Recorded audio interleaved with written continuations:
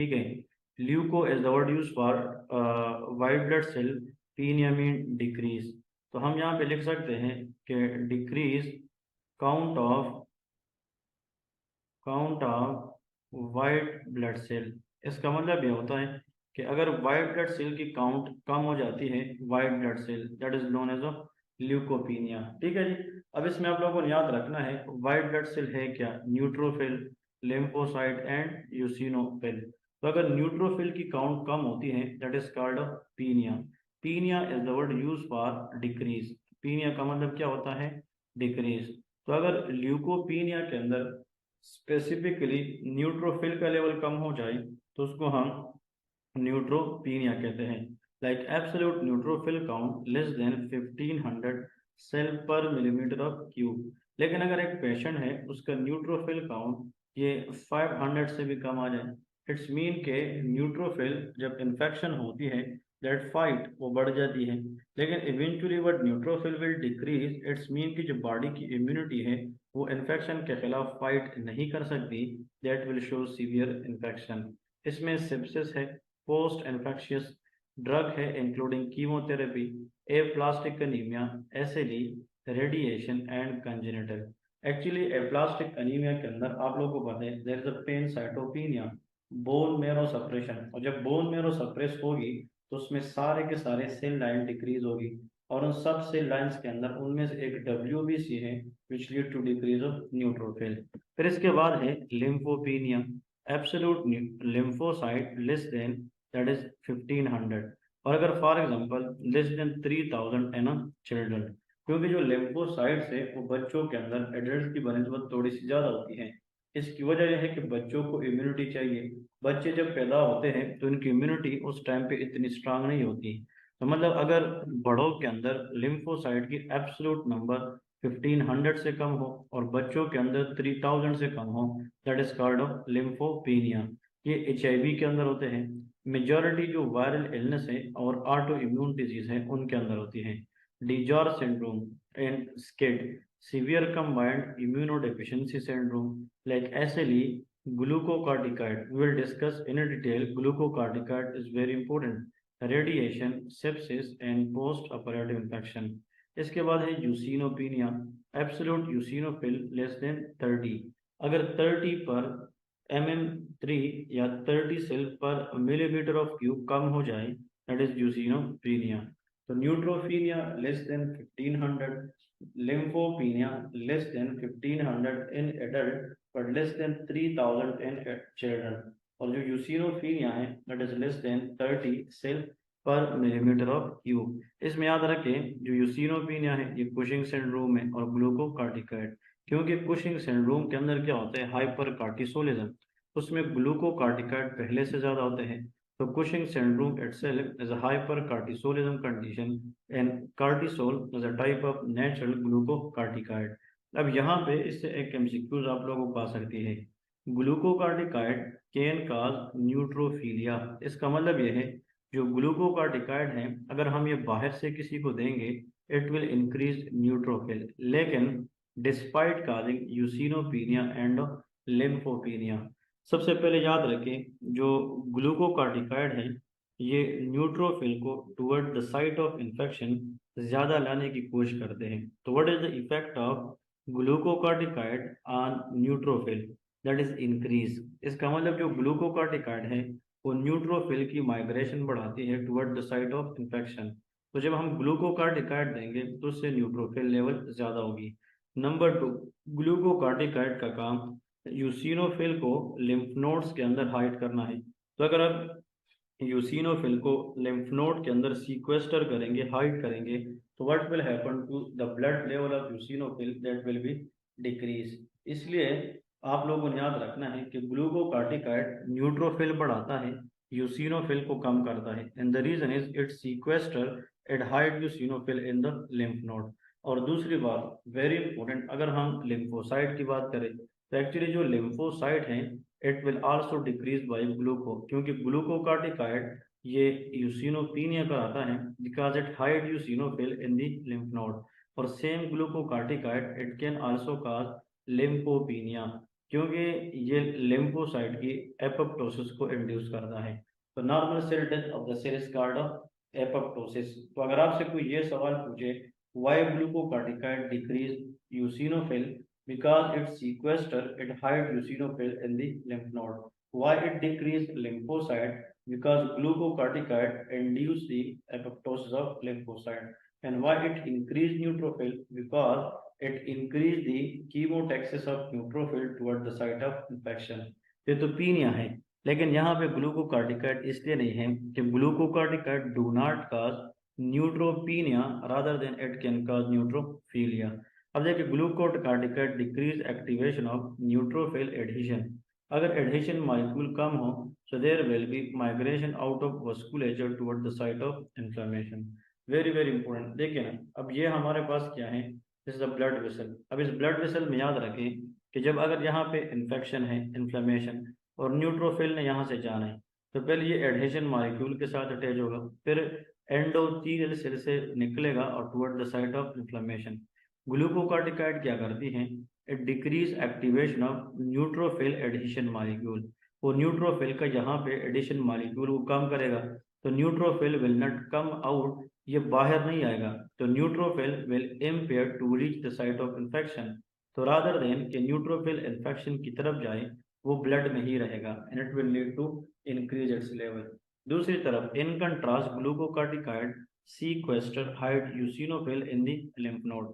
ये यूसिनोफिल को lymph node में रखता है, तो यूसिनोपीनिया कराता है, और ये लिम्फोसाइट की एपोप्टोसिस को इंड्यूस करता है, तो ये लिम्फोपीनिया। So the effect of glucocorticoid on neutrophil that is increased, but on lymphocyte eosinophil that are decrease. इसके बाद a very favorite topic that we are going to discuss, that is called heme synthesis, porphyria and lead poisoning. Very very very important topic. तो please जितने भी students हैं आप लोग गौर से देखें, कोशिश करें जो जो चीज़ इसके अंदर पढ़ाई जाए उसको फोकस के साथ सुने। Actually, the porphyria are hereditary or acquired condition of defective heme synthesis that leads to accumulation of heme precursor. Lead inhibits specific enzyme need in the heme synthesis, leading to similar condition. सबसे पहले आपसे कोई आम जुबान में पूछे कि what is meant by porphyria, कि porphyria है क्या? It is nothing. It is the group of congenital or acquired condition which can का defect in the heme synthesis. Haemoglobin के अंदर जो हीम सिंथेसिस है उसके अंदर जो भी प्रॉब्लम कराएगा that is known as a porphyria. तो आप लोग को मैंने आप लोग उस दिन बताया था कि उसमें ग्लाइसिन होता है, सक्सिनाइल को ए है, वो अमाइनो लिवोलेनिक एसिड के जरिए मिलते हैं, और उसकी वजह से फिर क्या बनता है, आगे पोरकोबिलिनोजन बनता है, ये भी हम डिस्कस करेंगे। लेकिन जो लेड है, लेड ये मुख्तलिफ स्टेप्स ऑफ द हीम को खराब करता है, इसलिए लेड पॉइजनिंग भी पोरफायरिया के अंदर आता है। कब आते हैं, मैं कहता हूँ कि यार इसको पढ़ने से पहले हम यहाँ पे इस डायग्राम को ही फोकस करें, but we know the diagram then everything is very very easy to understand. तो सबसे पहले देखते हैं, और एक बंदा गौर से सुने। दिस इज द सेल, एक सेल है। अब ये जो बाहर का एरिया है that is called cell cytoplasm and that is called the mitochondria. क्योंकि जो माइटोकॉन्ड्रिया है it is the power house of cell, और ये बाहर क्या है, साइटोप्लाज्म है। अब सवाल ये है, हमारे बॉडी के अंदर succinyl co A which is a 4 carbon compound, ये एक अमाइनो एसिड के साथ मिलता है नोन एज ग्लाइसिन। जब सक्सिनाइल को ए ग्लाइसिन के साथ मिलता है तो इसकी रिजल्ट में ये स्ट्रक्चर बनता है amino levulinic acid, that is called ALA, amino levulinic. और इसको बनाने के लिए, इन दोनों को आपस में कंबाइन करने के लिए this enzyme is required, that is called amino levulinic acid synthase, ALA synthase. But इस ALA को काम करने के लिए क्या चाहिए, विटामिन B6। तो जो पायरिडोक्सिन है या विटामिन B6 है, it is required as a cofactor for ALA synthase, कि भाई ALA B6 के बगैर काम नहीं कर सकती। फिर आगे क्या होता है, ये जो अमाइनो लिवोलेनिक एसिड है ये फिर आगे कन्वर्ट होता है पोरपोबिलिनोजन में, किसमें, porphobilinogen with the help of ALA dehydratase. फिर porphobilinogen convert into hydroxymethyl bilane, hydroxymethyl by the help of porphobilinogen deaminase, देखिए यहाँ पे ALA मैं थोड़ा सा आप लोग को आसान कराता हूँ। सक्सिनाइल CoA और ग्लाइसिन मिलकर ALA बनाता है, अमाइनो लिवोलेनिक एसिड।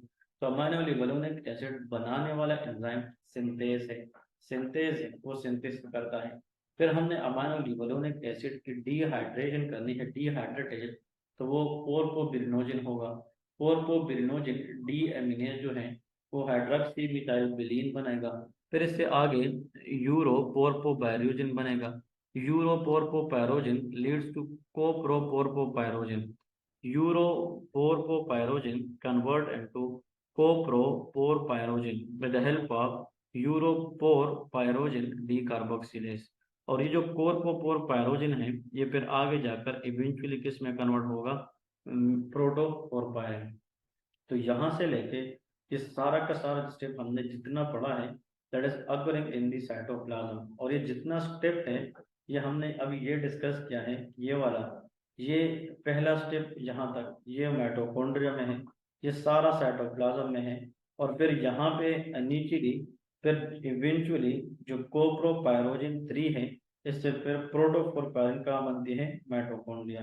फिर ये जो प्रोटोफोरपायरिन है ये करता क्या है, ये फीरोचिलेटेस के जरिए, फीरोचिलेटेस के जरिए किसके साथ मिलता है, आयरन, और iron plus protoporphyrin is called haem. तो इस हीम सिंथेसिस के अंदर अगर कहीं पे भी एंजाइम का मसला आ जाए तो उसको हम क्या कहेंगे, पोरफायरिया, दैट इज नोन एज पोरफायरिया।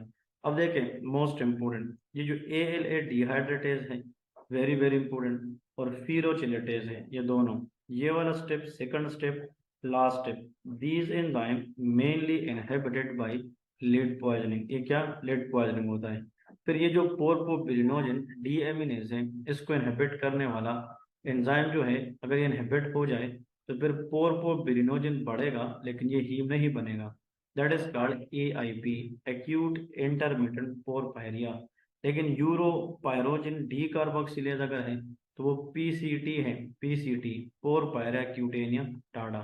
इसमें cutaneous the word for skin involvement, cutaneous mean skin, तो इसमें स्किन लीजन डर्माटाइटिस वगैरह वो चीज़ें होती हैं। तो ये जो डायग्राम है ना सुपर सुपर इजी, इसको जितना आप लोग देखें उतना कम है। और दूसरी बात, अगर यहाँ पे ब्लॉक आ जाए, मतलब ये लेग एक्स लिंक प्रॉब्लम हो और उसमें एंजाइम ही ना बने, तो फिर ये सारा गेम नहीं चलेगा, उसको हम सेप्रोब्लास्टिक एनीमिया कहते हैं। तो अब आते हैं इनकी जो कंसेप्ट है उसको डिस्कस करते हैं। इनकी कंसेप्ट के अंदर हमने कौन कौन सी चीजें डिस्कस करनी है।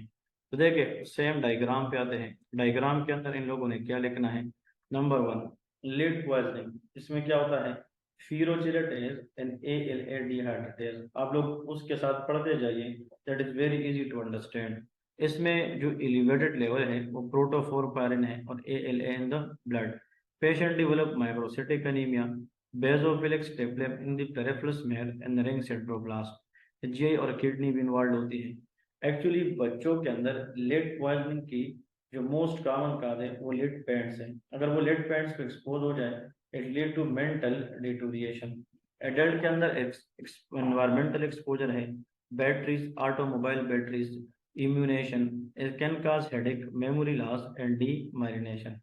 मतलब जो लोग बैटरीज वगैरह या गाड़ियों की बैटरियों में काम करते हैं, या जो लोग फॉर एग्जांपल इस तरह ये ओल्ड हाउसेस पेंट वगैरह करते हैं उसको स्क्रब करते हैं, क्योंकि पेंट्स के अंदर, आप लोग को मैंने लास्ट क्लास में 2-3 क्लास पहले बताया था कि आजकल मॉडर्न एरा के अंदर बहुत सारी पेंट्स ऐसी आ गई हैं जिसमें लिड नहीं है, वो लिड फ्री है। लेकिन अगर एक पेंटर है वो अपनी हाइजीन को मेंटेन ना करे, प्रिवेंटिव मेजर्स ना करें, और वो किसी हाउस में जाकर वहां से लिड जो है उसको उतार रहे, पेंट उतार रहे ताकि नया पेंट दे रहे, तो उस पुराने पेंट में भी तो क्या होना चाहिए, लेड है। तो उसको प्रॉपरली अपने आप को क्या करना है, एहतियात के जरिए मतलब अडॉप्ट करना है ताकि उसको लेड पॉइजनिंग ना हो। लेड पॉइजनिंग हमने लास्ट टाइम लेक्चर के अंदर डिटेल से पढ़ा भी था। For me the most important one is AIP and PCT। अब बताता हूँ दोनों को कैसे याद करना है। एक्चुअली जो AIP है, acute intermittent porphyria, it is characterised by defect in the porphobilinogen deaminase and is autosomal dominant mutation. क्योंकि जो पोरकोबिरिनोजिन है ये अगर कन्वर्ट नहीं होता बिकॉज ऑफ दिस एंजाइम, तो porphobilinogen level will be high.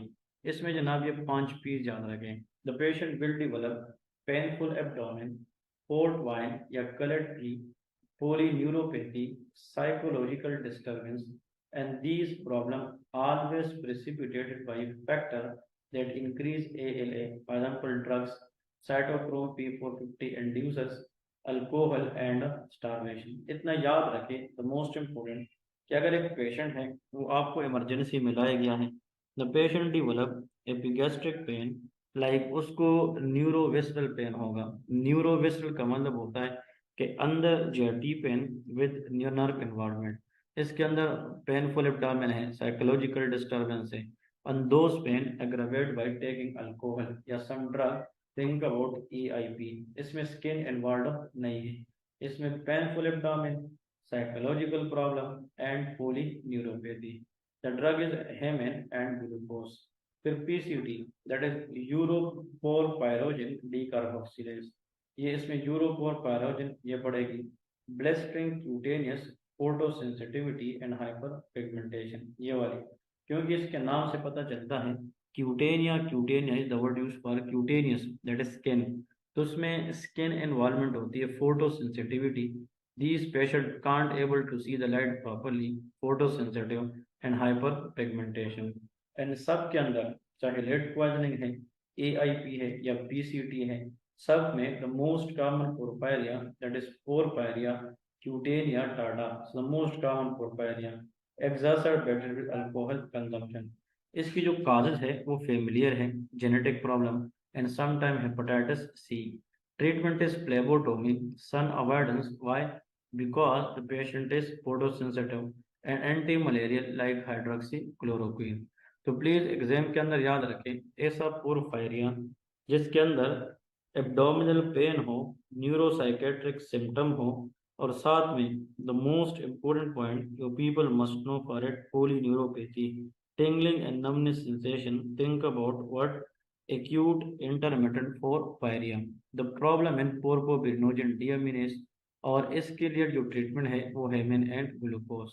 और ऐसा पोरपायरिया इसमें प्रीडोमिनेंट स्किन वार्ड हो, फोटो सेंसिटिविटी वगैरह हो, तो उसको हम पोरपायरिया क्यूटेनिया टाडा कहते हैं। सो आई थिंक आप लोगों ने इसके बारे में जो चीज़ बता चुका हूँ वो आप लोगों ने सही तरीके से याद किया होगा। इसके बाद जो हमारा अभी नेक्स्ट है that is called iron poisoning. अब आयरन जो है ये भी एक पॉइजन है। तो आयरन पॉइजनिंग क्या होता है, देखिए, इट मे बी एक्यूट और it may be chronic. Acute के अंदर जो फाइंडिंग है, high mortality rate associated with accidental ingestion by children, adult iron tablet में लुक लाइक कैंडी। इसका मतलब ये है कि जो आयरन टेबलेट है वो मतलब मीठी होती है, वो ऐसा लगता है जिस तरह कैंडी है। तो एकदम अगर बंदा ज्यादा खाए, बच्चों के अंदर एक्सीडेंटल होती है, घर में आयरन की टेबलेट है और बच्चे उठाकर सारे के सारे टेबलेट खाएं, तो एक्सीडेंटल इंजेक्शन से एक्यूट पॉइजनिंग हो सकती है। और इस किस पेशेंट में होती है, प्राइमरी हेरिडिटरी और secondary blood transfusion for thalassaemia and sickle cell disease और हीमोक्रोमेटोसिस। अगर एकदम कोई बंदा आयरन ले ले और उसी टाइम पे उसका ब्लड सीरम लेवल बहुत ज़्यादा हो जाए, तो मतलब वो एक्सीडेंटल है, एक्यूट है। लेकिन अगर एक पेशेंट थैलेसीमिया का है, थैलेसीमिया मेजर का ट्रीटमेंट क्या है, रिपीटेड ब्लड ट्रांसफ्यूजन। अगर आप उसको बार बार ट्रांसफ्यूज करेंगे तो फिर बॉडी के अंदर ज़्यादा ब्लड आने से आयरन ओवरलोड के चांसेस भी हो सकते हैं। Haemochromatosis itself is iron overload condition. Mechanism दोनों में क्या है, death, cell death due to formation of free radical and peroxidation of membrane lipid. Iron जब भी बढ़ जाए बॉडी के अंदर, देखिए हम कहते हैं iron within the haemoglobin is good because it carry oxygen from the lung toward the other part of the body. लेकिन iron without haemoglobin, iron in the free form is always toxic. और iron जब बढ़ता है, abdominal pain, vomiting, J bleeding, radio-opaque pill seen on the X-ray may progress toward anion gap, metabolic acidosis, multi-organ failure and scarring। इसमें भी arthropathy, cirrhosis, cardiomyopathy, diabetes that is called Crohn's diabetes and hypogonadism। hypogonadism क्योंकि excess iron can cause sexual dysfunction। तो देखिए, और जो cardio में गेली है, for example cardiomyopathy, iron overload के अंदर it is a good thing that is reversible. अगर हम आयरन पे फोकस करें आयरन ओवरलोड को ठीक करें, आयरन की लोड को कम से कम करें, we can reverse the what answer is cardiomyopathy. Treatment is chelation, मतलब ऐसा ड्रग देंगे जिससे हम एक्सेस आयरन को बॉडी से बाहर निकालें, डीफेरॉक्सामिन एंड डीफेरॉक्सिसाक्स। ठीक है, तो deferoxamine and deferasirox, these are the two thing, and gastric lavage. हम स्टमक वॉश करते हैं कि अगर किसी ने एक्सीडेंटल आयरन ली है ताकि वो ज़्यादा से ज़्यादा स्टमक से निकाले और बंदे को बचा सके। जो क्रोनिक ओवरलोड है उसमें प्लेबॉटमी करते हैं, मतलब पेशेंट विदाउट एनीमिया और चिलेशन भी दे सकते हैं। सो आयरन ओवरलोड, ये हीमोक्रोमेटोसिस, ये हम अलग भी पढ़ेंगे, लेकिन इसमें liver damage, bronze disease, hyperpigmentation of the skin, और इसके अंदर जो और मोस्ट इम्पोर्टेंट चीज़ है वो आप लोगों को याद रखना चाहिए, that is known as most important, that is skin pigmentation. और cardiomyopathy in this case is reversible. ठीक है, फिर ये कोagulation डिसऑर्डर है, इस पे हमें थोड़ी सी अच्छी बातें करनी है, तो इंशाल्लाह ये हम नेक्स्ट क्लास में पढ़ेंगे। जज़ाकल्लाह।